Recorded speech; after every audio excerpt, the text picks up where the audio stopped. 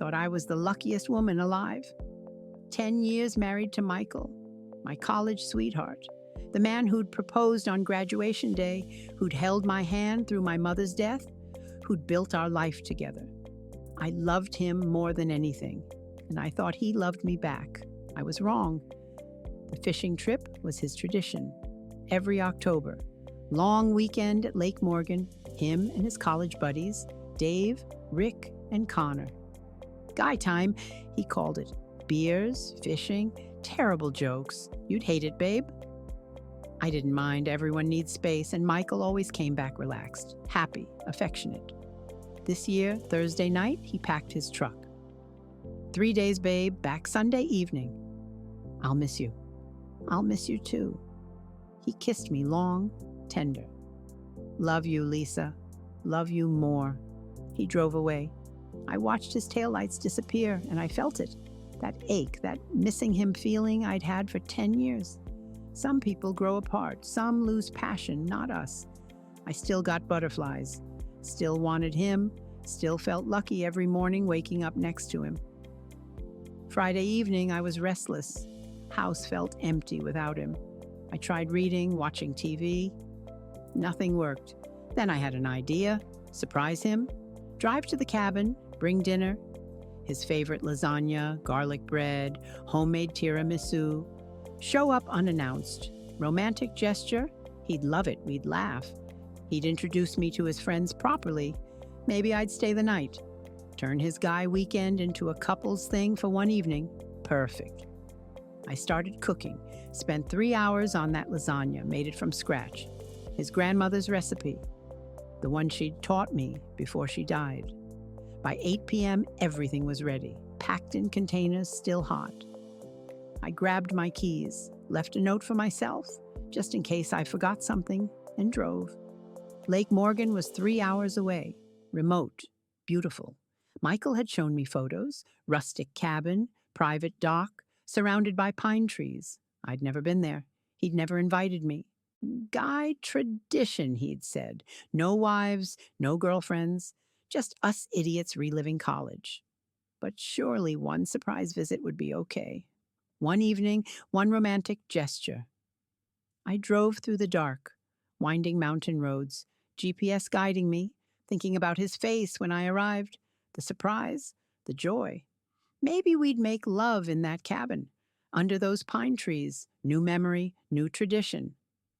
I smiled the whole drive. Stupid, so fucking stupid. I arrived at 11 p.m.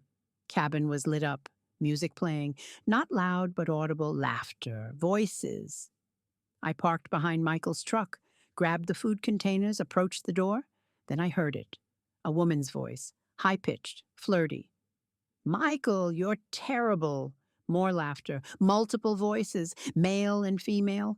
I stopped, confused. Women?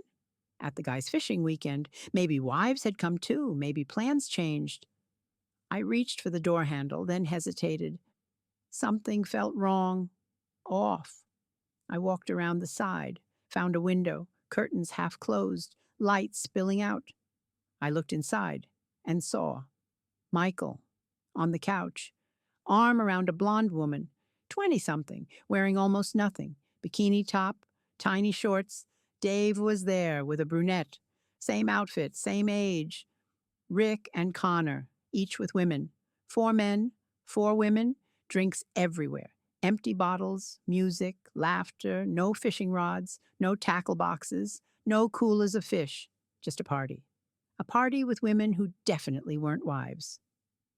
I stood there, frozen, food containers in my hands, lasagna getting cold, my husband, my Michael, with another woman, cheating, right there, right in front of me. I should have burst in, should have screamed, should have thrown the lasagna at his head. But I didn't. I just stood there, staring, processing. Then I heard his voice, clear, loud, carrying through the cracked window. You guys, I gotta say, this is way better than going home to my wife. Laughter. The blonde woman, his woman, giggled. Is she waiting for you, missing you?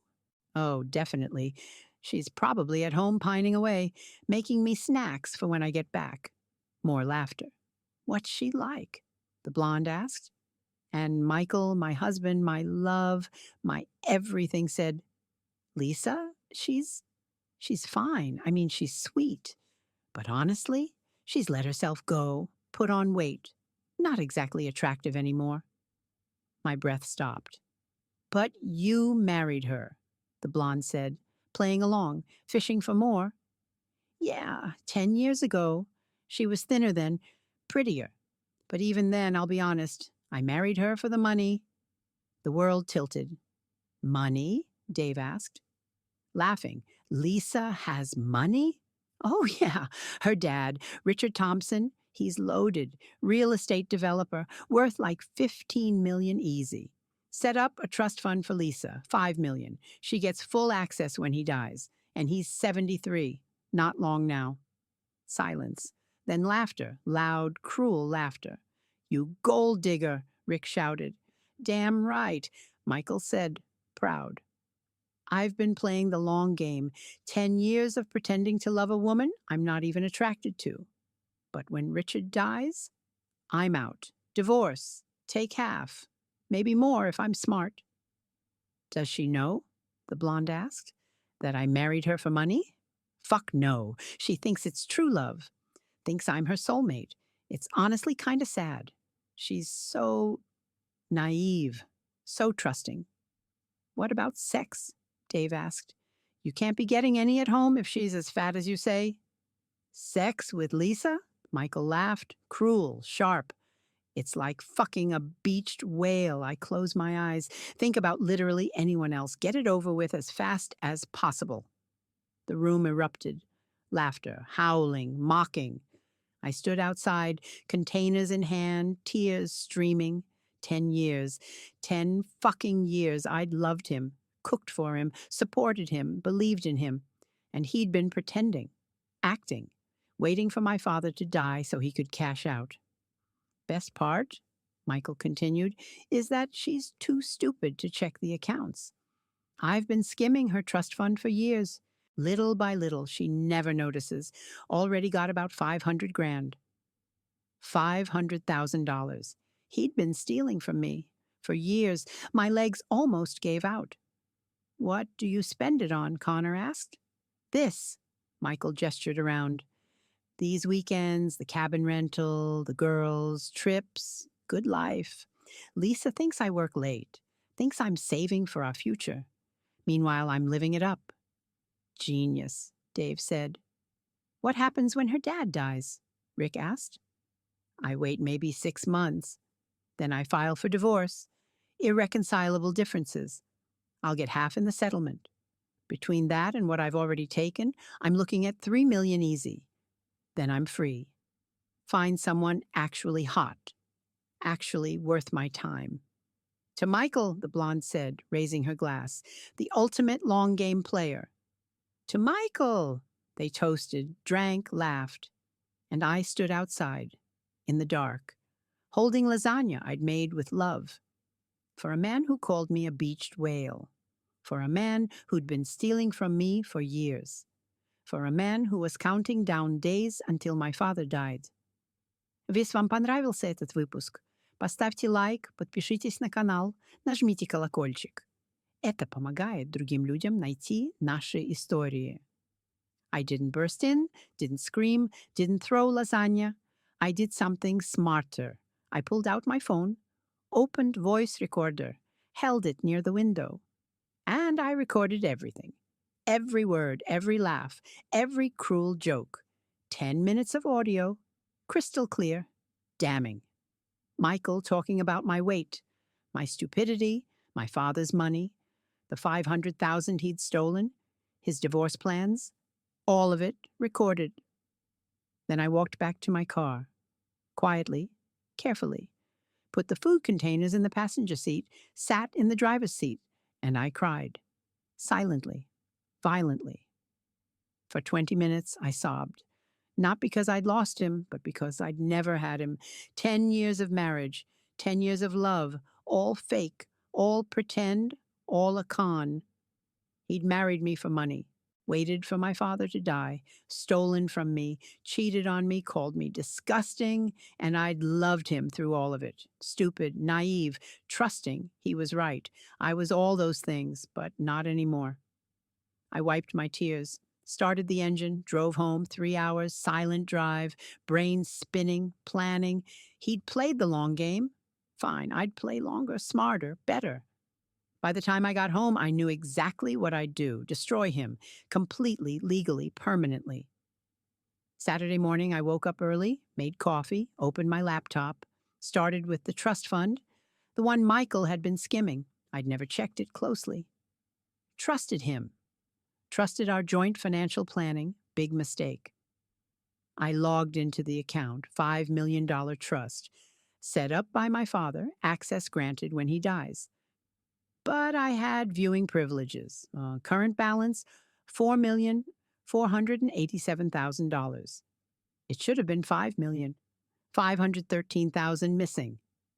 I checked transaction history, withdrawals, hundreds of them, small amounts. 2,000 here, 5,000 there. Never enough to trigger alerts. Never enough for me to notice. All to an account I didn't recognize. I traced it, Michael's personal account. The one he claimed was for business expenses.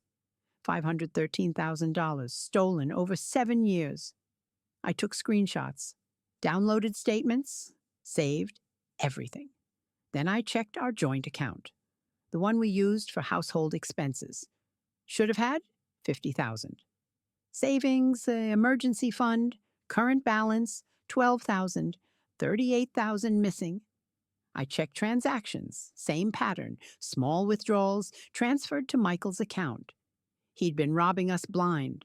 While I worked, while I contributed, while I trusted, I saved everything, every screenshot, every statement, every transaction. Then I called my father. Lisa, everything okay? Dad, I need to ask you something about the trust fund. What about it? Who has access besides me? Just you. Why? Michael doesn't have access? Absolutely not. I specifically structured it that way. It's your inheritance, not marital property, protected from divorce. Why are you asking? Because someone's been taking money from it, over $500,000. Silence. That's not possible. The account requires biometric authentication. Your fingerprint, your password, no one else can access it. Michael's been using my laptop. He knows my passwords. Jesus Christ, Lisa, are you telling me he's been stealing from you? I think so. I'm calling my lawyer today. This is theft, felony theft. He's going to prison. Dad, wait. No, absolutely not. This man married you for money, has been stealing from you for years. He's a criminal. We're prosecuting. I want to handle it my way. Your way? I have evidence, recordings, everything I need. But I want to do this strategically, not emotionally. Can you trust me? Long pause. What do you need from me? I need you to lock the trust fund. Change authentication. Make sure he can't access it anymore. Done. What else? I need your lawyer's number. Best divorce attorney you know. I'll text you 3 names. All sharks, all winners. Thank you, Dad. Lisa, I'm sorry. I never liked Michael.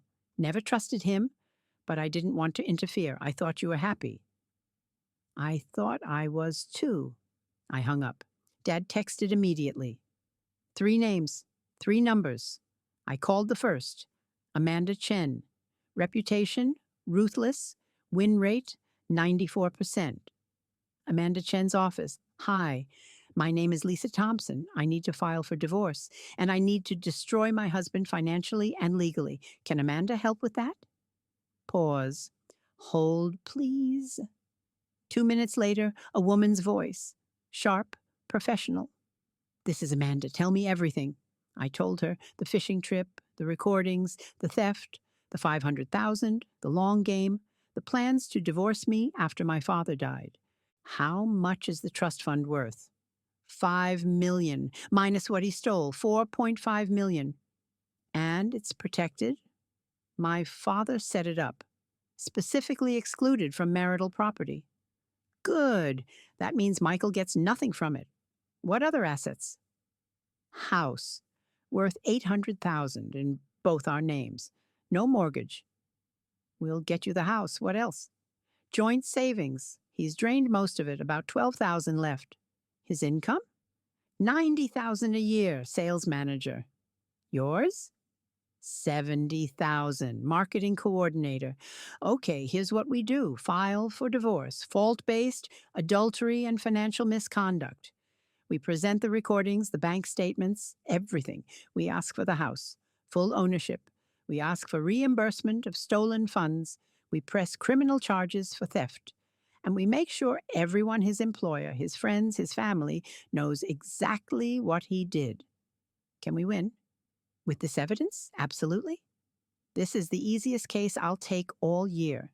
Michael is fucked, completely fucked. When do we start? Monday, come to my office, bring all documentation. We'll file immediately. Thank you. Lisa, one question. Why didn't you confront him when you found him cheating? Because confronting him would feel good for 5 minutes.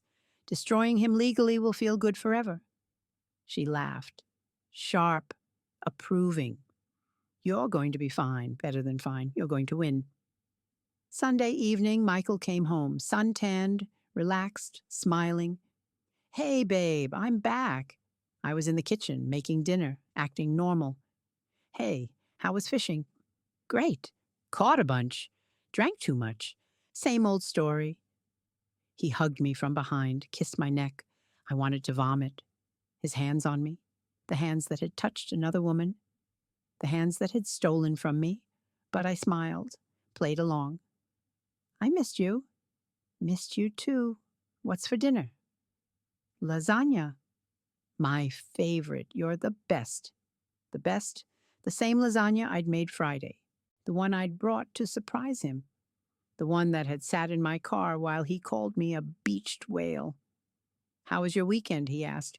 Quiet, watched some movies, read, boring without you? Sorry, babe, but you know how important guy time is. I know. Did you catch any good fish? Oh, yeah, Dave caught a huge bass. We were all jealous. Lies, such easy lies. He didn't even hesitate. Sounds fun?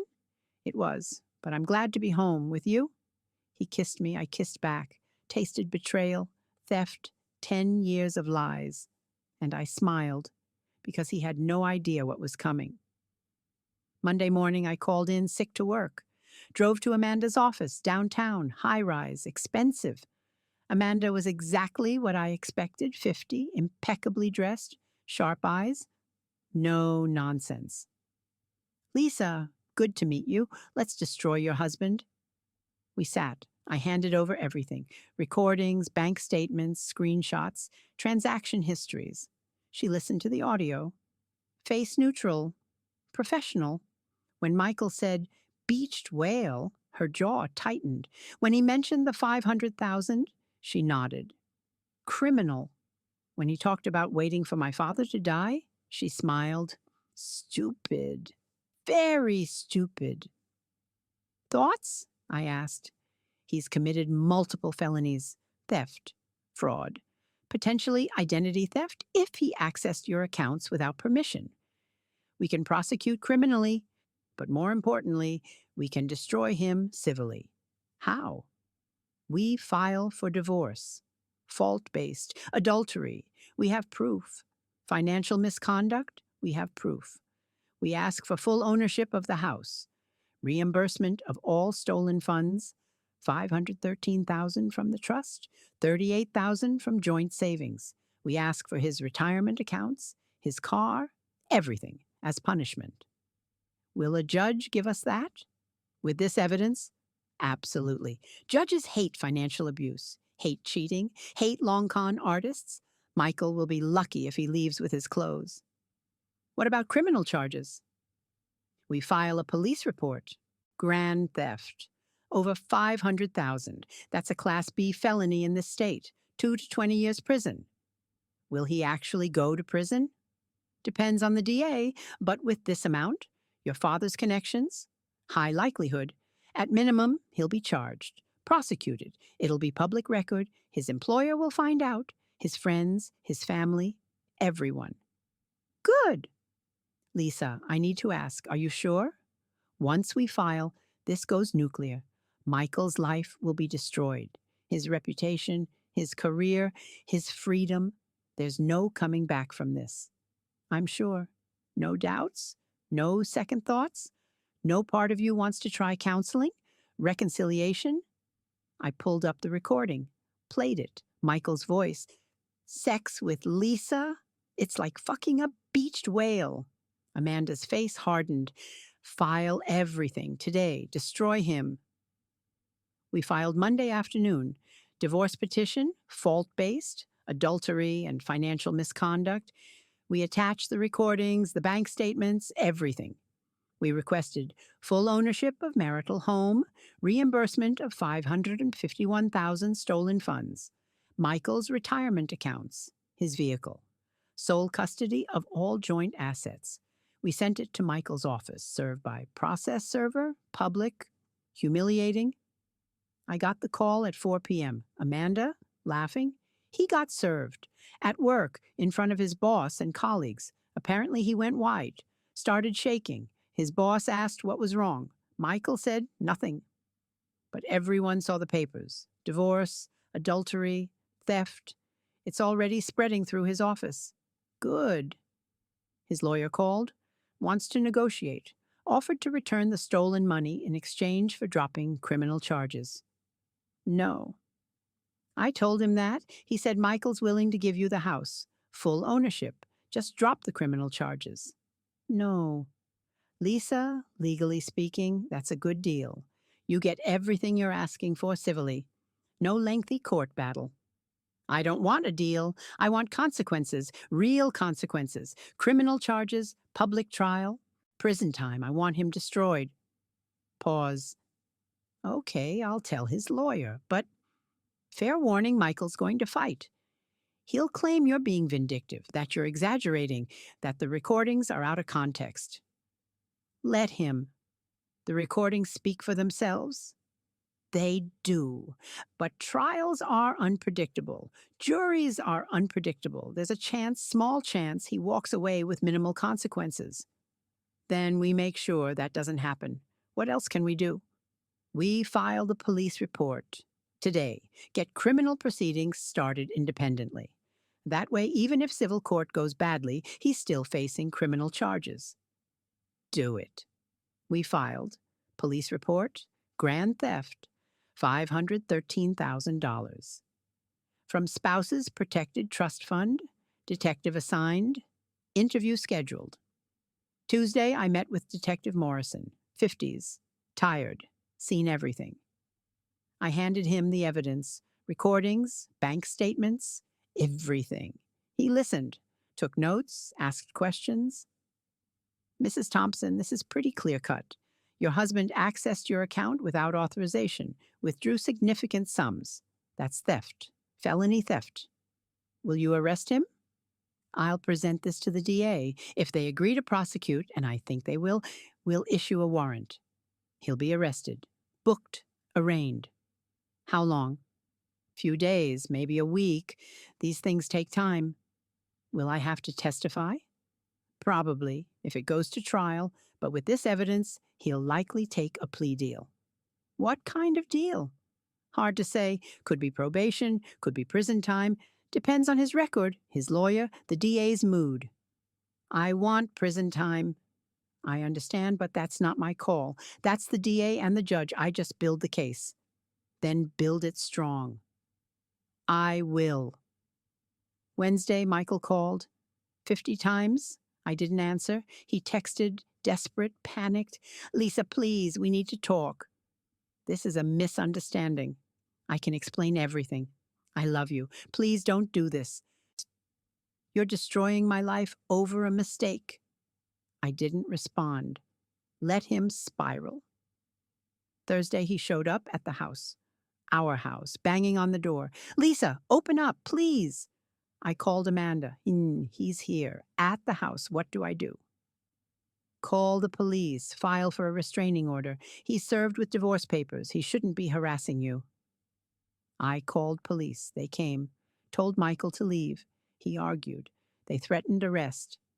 He left. I filed for a restraining order, emergency protective order. Granted same day. Michael couldn't come within 500 feet of me. The house. My work. Friday. Michael's lawyer called Amanda. Desperate. My client is willing to agree to everything. Full house ownership. Return all stolen funds. Uncontested divorce. Just drop the criminal charges. Amanda relayed this to me. What do you want to do? Has he been arrested yet? Not yet. DA is still reviewing. Tell his lawyer no deal, not until he's arrested, arraigned, publicly shamed. You're really going for blood here. He called me a beached whale, stole $500,000 from me, planned to leave me after my father died, fucked prostitutes on weekends. I thought he was fishing. Yes, I'm going for blood. Fair enough, I'll tell him. Monday morning, Michael was arrested. At work, in front of everyone. The news spread immediately. Small town. Everyone knew everyone. Michael Thompson arrested for felony theft. Stole from his wife. Cheating scandal. His mugshot went public. Posted online. Shared. Mocked. His boss called me. Mrs. Thompson, I'm so sorry. We had no idea. Michael's been placed on unpaid leave pending investigation. If he's convicted, he'll be terminated. Thank you for letting me know. For what it's worth, he seemed like a good guy. We're all shocked. So was I. Arraignment was Tuesday. I attended, sat in the back, watched Michael in an orange jumpsuit, handcuffs, looking terrified. Judge read the charges. Felony theft, fraud, identity theft. How do you plead? Not guilty, Your Honor. Bail set at $50,000. He paid, got released. But the damage was done. Public record, mugshot, everyone knew. His friends, Dave, Rick, Connor, the fishing trip buddies, they distanced themselves, didn't return his calls, didn't want to be associated with a felon. His family called me, his mother. Lisa, what are you doing? You're destroying him. He destroyed me first. He made a mistake. He's sorry. Can't you forgive him? He stole $500,000 from me. Over 7 years, that's not a mistake. That's a pattern. He'll pay it back. That's not enough. What do you want, him in prison, homeless, unemployed? Is that what you want? Yes, exactly that. She hung up, disgusted. I didn't care. She'd raised a thief, a liar, a cheater. Fuck her. The divorce moved forward. Fast. Amanda was relentless. Discovery phase, Michael's lawyer tried to argue, tried to contest, tried to claim I was exaggerating. Amanda presented the recordings, unedited, complete. Michael's lawyer went quiet, knew he couldn't fight audio evidence. We went to mediation, required by court, attempt to settle before trial. Michael was there, looking destroyed, pale, thin, broken. He tried to talk to me. Lisa, please. I didn't look at him, didn't acknowledge him. His lawyer spoke. My client is willing to relinquish all claims to the marital home, return all withdrawn funds, accept full responsibility. In exchange, he requests you drop criminal charges and don't pursue additional damages. Amanda looked at me. I shook my head. My client rejects that offer. Mrs. Thompson, please, Michael's lawyer said, looking at me. My client has lost everything, his job, his reputation, his friends. Isn't that enough? No. What do you want? I want him in prison. I want him to lose his retirement, his car, his freedom. I want everyone to know what he did. I want consequences, real consequences. You're being vindictive. I'm being fair. He stole from me, cheated on me, lied to me for 10 years. Now he faces consequences. That's not vindictive. That's justice. Mediation failed. We moved to trial. Trial was set for 2 months later. November. During those 2 months, more came out. Forensic accountant reviewed our finances, found more. Michael hadn't just stolen from my trust fund. He'd opened credit cards in my name, without my knowledge, racked up $60,000 in debt, hidden it by intercepting statements, 60,000 more, on top of 513,000 total theft, $573,000. Amanda filed amended charges. Additional fraud, identity theft, credit fraud. Michael's bail was revoked, back to jail, pending trial. His lawyer tried one more time. Please, my client will plead guilty to everything, except any civil judgment. Just recommend leniency at sentencing, please. No. Trial started November 15th. Cold Monday, courthouse packed, small town, big scandal. Everyone wanted to see. I wore black, professional, composed. Michael wore a suit. His lawyer's idea, look respectable, remorseful, didn't work. He looked guilty, terrified. Prosecution presented their case.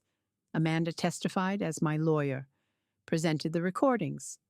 The courtroom went silent, listening to Michael's words. Sex with Lisa, it's like fucking a beached whale. I married her for the money. I've been skimming her trust fund for years. Jurors' faces hardened, disgust, anger. Michael's lawyer tried to object. These recordings were obtained without consent, illegal wiretapping. Judge overruled. The defendant had no reasonable expectation of privacy. He was in a semi-public space, cabin with open windows. Mrs. Thompson was on public property. Recordings are admissible. Prosecution continued, showed bank statements, transaction histories, the $573,000. Michael's lawyer tried to argue. My client made mistakes, but he's not a criminal. He's a husband who made bad decisions. Prosecution countered. The defendant systematically stole from his wife for 7 years. $573,000? That's not a mistake. That's a criminal enterprise. Defense called Michael to testify. Big mistake. He took the stand. Tried to explain. I was under financial stress. I made bad decisions, but I always intended to pay it back. Prosecutor, you stole over $500,000 over 7 years. When were you planning to pay it back? Eventually. When? After you divorced her and took half in the settlement? No. You were recorded saying exactly that you were waiting for her father to die. Then you'd divorce her. Take half. Leave. Weren't you? I was drunk. I didn't mean... Did you or did you not say those words? Yes, but... And did you or did you not steal $573,000 from your wife? I borrowed without her knowledge, without her permission, without intent to return it. Answer the question. Did you steal from your wife? Silence. Yes. The courtroom gasped. Prosecution rested. Defense tried to salvage, called character witnesses, Michael's friends, his boss, people who'd say he was a good guy. None came. No one wanted to be associated with him. Defense rested. Weak, defeated. Jury deliberated 2 hours. Came back. On the charge of felony theft, how do you find the defendant? Guilty. On the charge of fraud? Guilty. On the charge of identity theft? Guilty. Michael broke down, sobbing. His lawyer tried to console him. I sat there, watching, feeling nothing. No joy, no satisfaction, just emptiness. He'd destroyed me. Now I'd destroyed him. Fair. Sentencing was 3 weeks later. Judge looked at Michael. Mr. Thompson, you systematically stole from your wife for 7 years. You violated her trust, her finances, her sense of safety. You are a predator. And predators belong in cages. I sentence you to 8 years in state prison. Additionally, you are ordered to pay restitution of $573,000, plus interest, plus legal fees, plus damages. Total, $912,000. $912,000. More than everything he'd stolen, plus 8 years in prison. Michael collapsed, Guards caught him, dragged him out.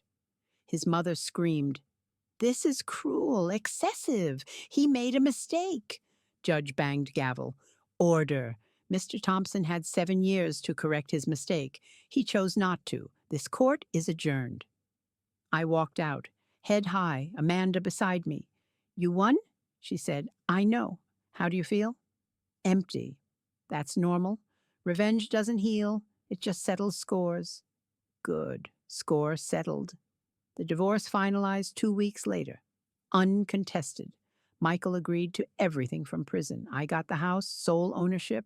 I got all marital assets, cars, retirement, everything. I got the $912,000 judgment. Would take years to collect, but it was mine. Michael got nothing, left the marriage with $0, zero assets, and 8 years in prison. His family blamed me, called me vindictive, cruel, heartless. I didn't care. They'd raised a thief. They could deal with the consequences. My father called. "I'm proud of you." For what? For not being a victim? For fighting? For winning? "I don't feel like I won." "You did. You got justice. You protected yourself. You showed strength. That's winning." Maybe, maybe not. 3 years later, I'm okay. Not great, not happy, but okay.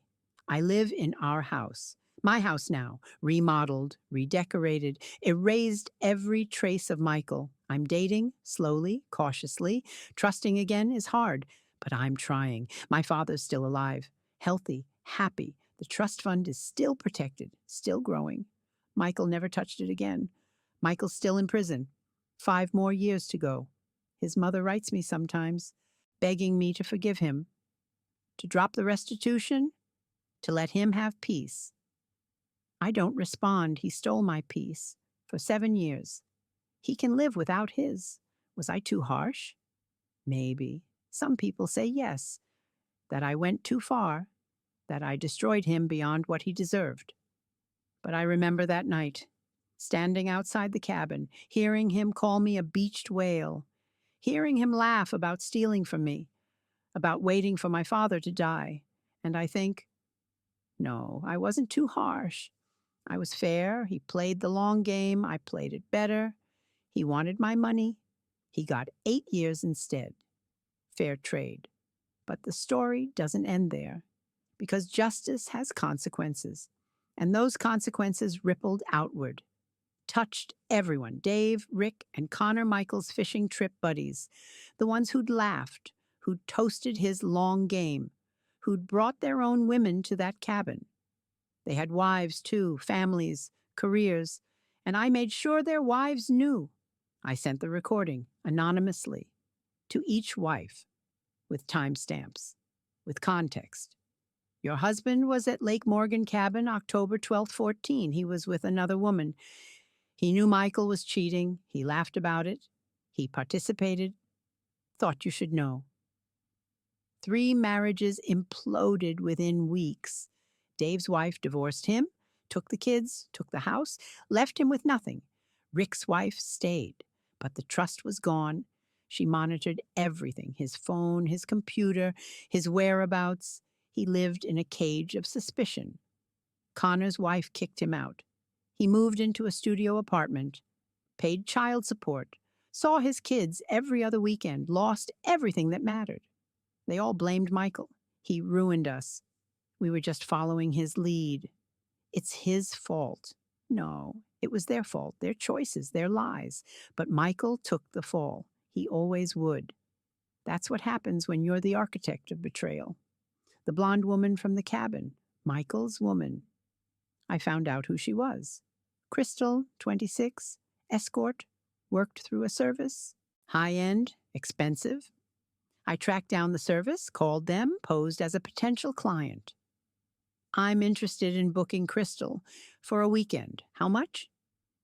Crystal's rate is $5,000 per day, 3-day minimum for out-of-town trips. $15,000 for one weekend. I checked Michael's account. The personal one he'd hidden, found the payments, 4 fishing trips per year, $15,000 each, times 10 years.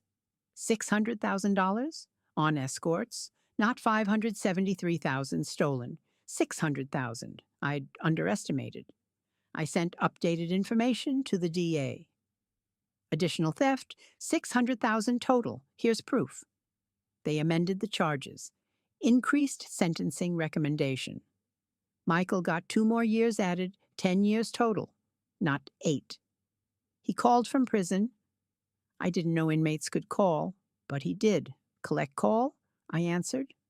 Once, only once. Lisa, please, I'm sorry. I'm so fucking sorry. You're sorry you got caught? No. I'm sorry I hurt you. I was an idiot. I was greedy. I was cruel. But I did love you. I swear I did. You called me a beached whale? Silence. You said sex with me was disgusting, that you closed your eyes and thought of other women. You called me stupid, fat, ugly. You waited for my father to die so you could leave me. That's not love, Michael. That's contempt. I was drunk. I was showing off. I didn't mean... Yes, you did. Drunk words are sober thoughts. You meant every word, and I heard every word, and now you're paying for every word. I've lost everything. Good. You took everything from me. My trust, my dignity, my money, my 10 years. Now you lose everything too. Fair trade. Lisa, please. I hung up. Blocked the prison number, never spoke to him again. His mother kept trying, though. Letters, emails, showing up at my work. You've destroyed my son. He destroyed himself. He made mistakes. He's human. Can't you show mercy? He showed me none. Why should I show him any? Because you're better than this, better than revenge. No, I'm exactly what revenge looks like, and I'm fine with that. She stopped contacting me eventually, gave up, realized I'd never forgive, never forget, never relent. Michael's case became local news, then regional, then national. Man steals $600K from wife, gets 10 years prison, fishing trip betrayal.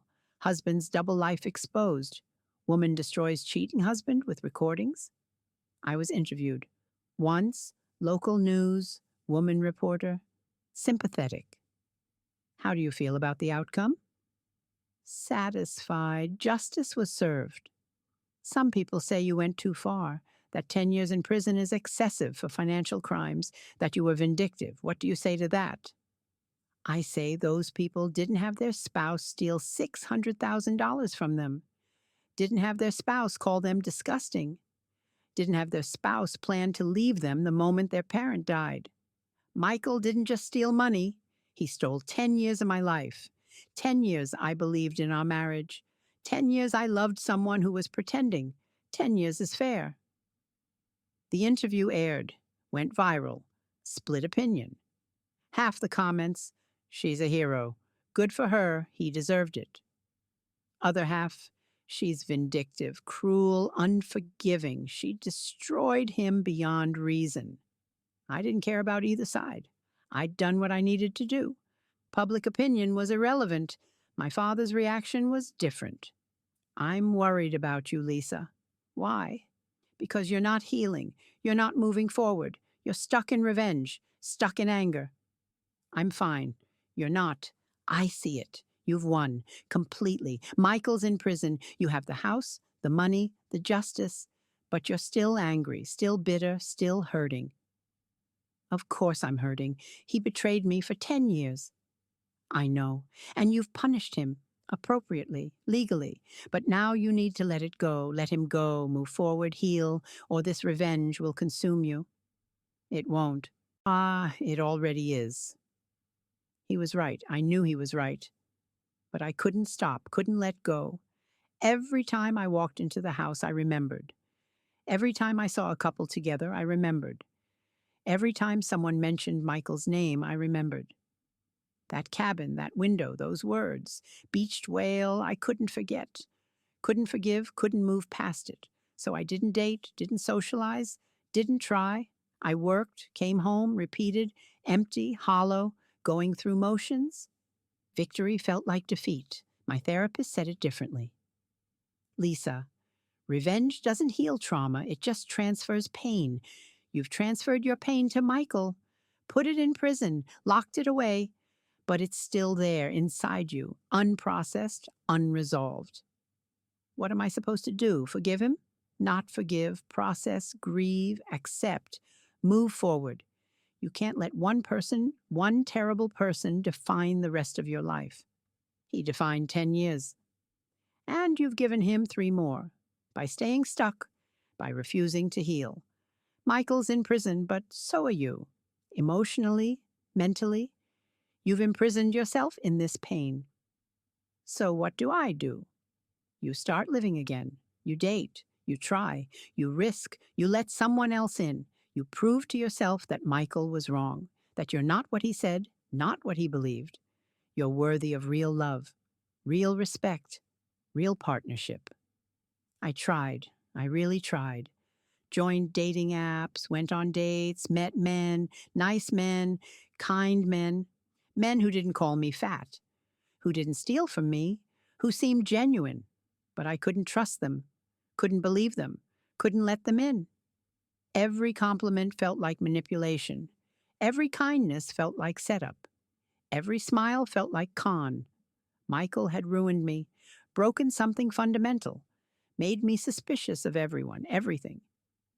2 years after the trial, I met Daniel. Accountant, 42, divorced, kind eyes, gentle voice. We dated for 6 months. He was patient, understanding, never pushed, never pressured. Then one night, 6 months in, he said, "I love you, Lisa." I froze. Couldn't say it back, couldn't believe it, couldn't accept it. "You don't love me. You don't even know me." "I've known you 6 months. I know you're kind, smart, funny, strong. I know you've been hurt, betrayed, but I'm not him. I'm not Michael." "How do I know that?" "You don't. You can't. You have to trust. And I know that's hard, but Lisa, you can't let one terrible man ruin every future relationship. That's letting him win. He already won. He broke me. No, he hurt you, but you're not broken. You're scared. There's a difference. I can't do this. I'm sorry. I can't." I left, walked away from Daniel, from the possibility, from everything. He called once. "If you change your mind, I'm here." I never called back. 3 years after the trial, my father got sick. Cancer, pancreatic, stage 4. The thing Michael had been waiting for. My father's death, the trigger for his plan. Except Michael was in prison, and I was free, and Dad was dying. I spent 6 months at his bedside, watching him fade, holding his hand, saying goodbye. "Lisa, I need to tell you something." "What, Dad?" "I'm proud of you for fighting, for protecting yourself, for being strong. But I'm also worried. You've spent 3 years punishing Michael. It's time to stop punishing yourself." "I'm not." "You are. You're alone, isolated, afraid to trust anyone. That's not strength. That's fear. And Michael doesn't deserve to make you afraid." "What am I supposed to do?" "Live. Really live. Date. Love. Risk. Make mistakes. Be messy. Be human. Don't let one asshole define the rest of your life." "I'll try. Promise me." "I promise." He died 2 weeks later, peaceful, at home with me beside him. I inherited the 15 million, the trust fund unlocked, 5 million mine immediately, 10 million in estate, $15 million, the money Michael had been waiting for, scheming for, stealing for, and he got none of it. Not a penny. Because he was in prison. Convicted felon, no claim to my inheritance. I thought about calling him, rubbing it in. "I got 15 million. You got nothing. How does that feel?" But I didn't, because that would mean he still mattered, still had power, still occupied space in my head. Instead, I honored my promise to Dad. Started living. Used some of the money for therapy. Real therapy. 3 times a week, processing, healing, learning to trust again. Used some for charity. Domestic violence shelters, financial literacy programs for women, helping others escape situations like mine. Used some for myself.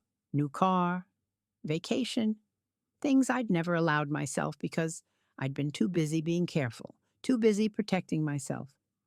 And slowly, painfully slowly, I started healing. 4 years after the trial, I met James. Teacher, 45, never married, calm, patient, real. We dated slowly. I was honest. I was married. He betrayed me, badly. I have trust issues, baggage, scars. Everyone has baggage. The question is, are you working on it? I am. Therapy, lots of therapy. Good. Then we'll take it slow. We did. Year-long courtship. No rushing. No pressure. Just getting to know each other. Building trust. Building foundation. He never asked about the money. Never cared about the inheritance. Didn't even know about it for 8 months. When I finally told him, I inherited $15 million from my father, he just nodded. That's nice. Must be a relief. Financially. That's it? That's your reaction? What do you want me to say? I don't care about your money, Lisa. I care about you. Your money's your business. I'm here for you, not your bank account. I cried. Actually cried. Because that's what real love sounds like. Not, I'm waiting for your dad to die, but I don't care about your money. We married 2 years later. Small ceremony, close friends, no drama. Prenup, my lawyer insisted, protecting the inheritance. James signed without hesitation. Makes sense. That's your money, your security.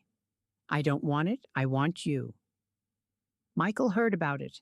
In prison, his mother told him, thought it would hurt him, make him regret. He called. I didn't answer, but he left a voicemail. Lisa, I heard you got married. I'm happy for you, really. You deserve happiness. I'm sorry I couldn't give you that. I'm sorry for everything. I hope he treats you better than I did. I hope you're happy. That's all I want. For you to be happy. I listened to it once, deleted it, didn't respond because it didn't matter. His regret, his apology, his happiness for me. None of it mattered. He was my past. James was my present, my future. Michael served 8 years of his 10-year sentence, got released early for good behavior, came out to nothing. No job, no home, no family. His mother had died while he was inside. No friends, no money. Still owed me $912,000 in restitution. His wages would be garnished for life, 25% of everything he earned. Until the debt was paid, he'd never pay it off. Not fully, but I'd get something. Every month. Reminder that he stole. Reminder that he lost. He tried to contact me once. After release, email. Lisa, I'm out. I'm sober. I'm in therapy. I'm trying to rebuild. I wanted to apologize. In person, face to face. Can we meet? Just once? I need closure. I need to say I'm sorry properly. Please. I showed James. What should I do? Do you need closure? No, I have closure. I have you. I have healing. I don't need his apology. Then don't meet him. You don't owe him anything. Not your time, not your forgiveness, not your closure. He had 10 years to apologize. He chose to steal instead. Now he lives with that. That's his consequence. I didn't respond to Michael's email. Blocked him. Moved on. That was 7 years ago. I'm 47 now. James and I have been married 5 years. We're happy, really happy. No kids. We decided against it. But we have a full life. Travel, charity work, friends, family. I still think about that night sometimes. The cabin, the window, the words I heard. But they don't hurt the same way. Don't cut as deep. Time and therapy and real love healed most of it. Michael's still out there somewhere, working minimum wage, living in someone's basement, paying restitution monthly. I get $53 every month, garnished wages, reminder of the $912,000 he owes. I donate it every month to domestic violence shelters, to financial literacy programs, to organizations helping women escape financial abuse, turning his debt into something good. Something helpful, something that heals instead of harms. That's real revenge. Not prison, not restitution, but transformation, taking pain and creating purpose. Michael stole from me, I stole back, with interest, with justice, with consequences, but I didn't stay stuck, didn't let revenge define me, didn't let his betrayal become my identity. I moved forward, healed, found real love, built real life.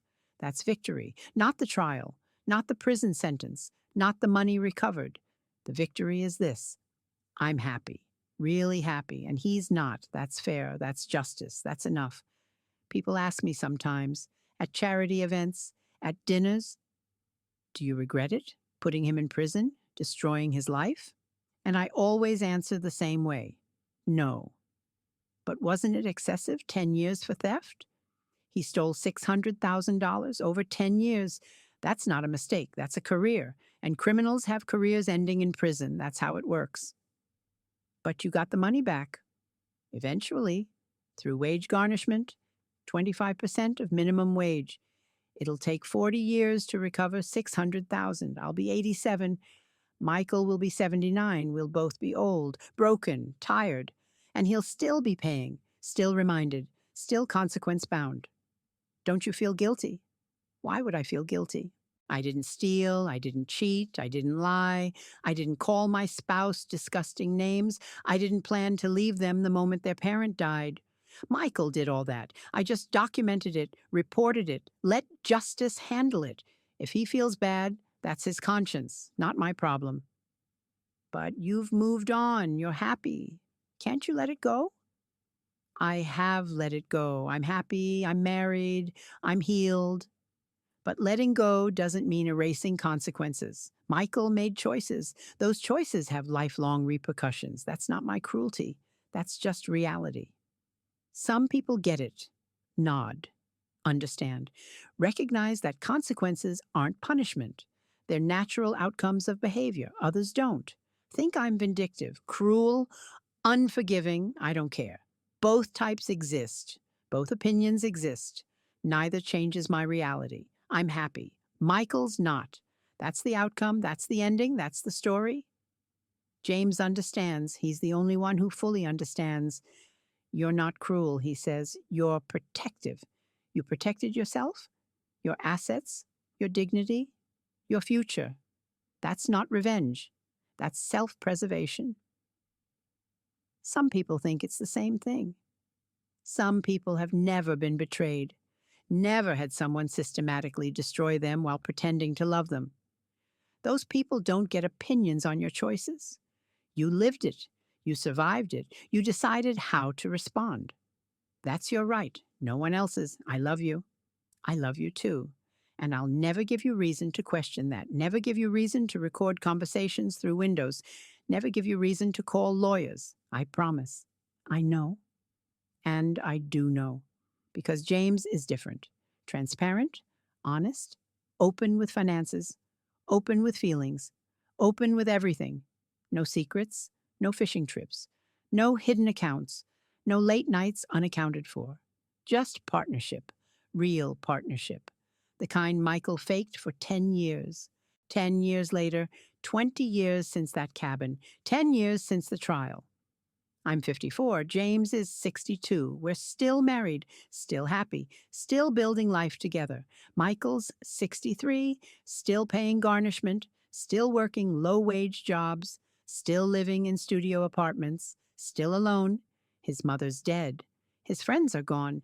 His reputation's destroyed. His career's non-existent. All he has is regret, and a debt he'll never finish paying. Some people say that's too harsh, that everyone deserves second chances, that forgiveness is divine. Maybe. Maybe they're right. Maybe I should have forgiven him. Let him rebuild, moved on without the trial, without the prison, without the lifelong consequences. But then I remember that window, those words, that laughter. Sex with Lisa, it's like fucking a beached whale. And I think, no, he got exactly what he earned, exactly what he deserved, exactly what anyone would get for doing what he did. The only difference?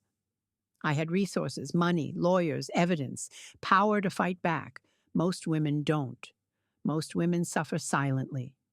Take the betrayal, take the theft, take the humiliation, and move on with nothing. I had privilege, power, position, and I used it fully, completely, without mercy. Some call that vindictive. I call it justice, real, tangible justice, the kind that leaves marks, changes lives, creates consequences. Michael changed my life with his betrayal. I changed his with my response. Fair trade. And now, 20 years later, I sleep peacefully. Wake up next to someone who loves me authentically, live in financial security, work in meaningful charity, build real relationships. Michael sleeps in a studio apartment, wakes up alone, lives paycheck to paycheck, works meaningless jobs, has no relationships. That's the ending. That's the moral. That's the lesson. Betray someone with resources, and those resources become weapons. Steal from someone with power, and that power destroys you.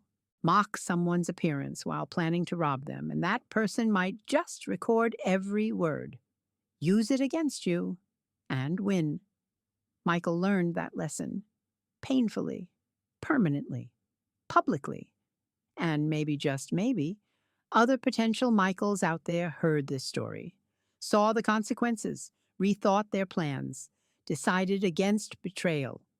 If even one person chose honesty over theft because they heard what happened to Michael, then this story had purpose beyond revenge. It became warning, deterrent, lesson. Don't betray your spouse. Don't steal from them. Don't mock them. Don't plan to leave them the moment their parent dies, because they might surprise you at a cabin with a recording and a lawyer and a decade of consequences you never saw coming. Michael didn't see it coming. Thought I was too fat, too stupid, too naive, too trusting. He was wrong about all of it, especially the trusting part. I trusted him for 10 years. Once, only once, never again. And that mistrust, that earned, justified, protective mistrust saved me, protected me, empowered me, gave me the mindset to record, to document, to fight, to win. Some people say that's sad, that I lost my ability to trust, that Michael broke something fundamental. Maybe he did. But what he broke, I rebuilt, stronger, smarter, more protected. And that rebuilt version of me, suspicious, careful, documented, legally armed, destroyed him. So who really lost? The naive, trusting wife or the calculating thief husband? Answer's obvious. He lost completely, permanently, deservedly. And I won. Not just the trial, not just the money, but the life, the happiness, the peace. That's the real ending. Not revenge, not justice, not consequences, but peace. Hard won, battle tested, legally secured peace. And it's enough. More than enough. It's everything.